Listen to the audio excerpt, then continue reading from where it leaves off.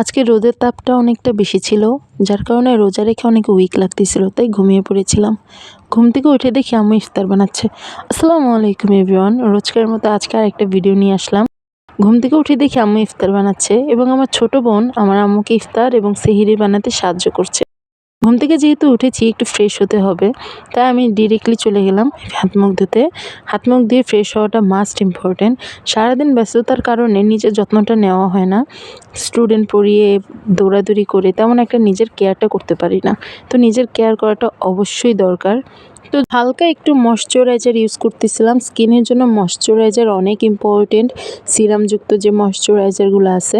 And আমি একটু মেরিল use করতেছিলাম। তো হঠাৎ বাইরে চোখ গেল, আমি তোমাদেরকে কিছু জিনিস দেখাবো আজকে।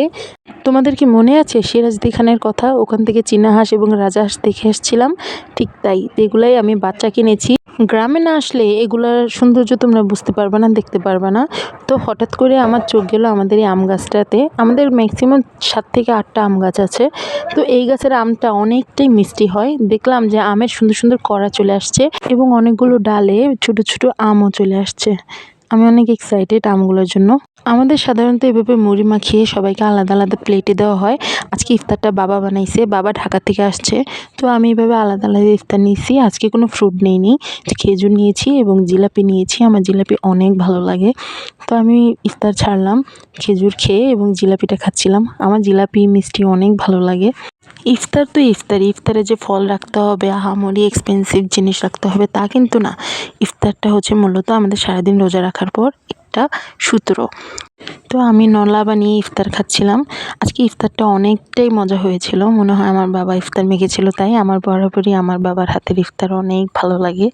আমার বাবা ইফতার বানাইলে বা আমার বাবা ভাত মেখে দিলে আমার খুব ভালো লাগে খেতে। বরাবরের মতো আজকেও ইফতারে আমি এক্সট্রা ইফতার নিয়েছি। আজকে পেঁয়াজু নিয়েছি এবং আলুর চপ নিয়েছি।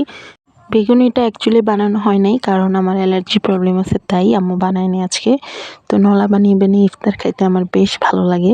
তো ইফতার খাচ্ছিলাম। আসলে আজকে ইফতারে অন্যরকম একটা মজা আমি পাচ্ছিলাম ইফতার খেয়ে। খাওয়ার সময় আমরা সবাই একে অপরের সাথে কথা বলে হাসাহাসি করে খেতে থাকি। ইফতারে আজকে লাচ্ছি ছিল। এই লাচ্ছিটা হচ্ছে বাইরে থেকে বাবা নিয়ে আসছিল, টক দই দিয়ে বানানো হয়েছিল।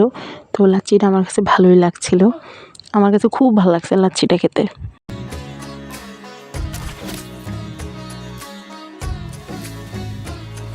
আলহামদুলিল্লাহ, খাওয়া দাওয়া শেষ করে একটু রেস্ট নিলাম। রেস্ট নিয়ে এখন পড়তে বসছি। একটু স্টাডি তো করতেই হবে। তো নিজের জন্য সারাদিন পর একটু সময় তো বের করতেই হবে, একান্ত একটু নিজের জন্য সময় দরকার। এভাবে আমার দিনগুলো কাটে। আশা করি সবাই অনেক ভালো থাকবে।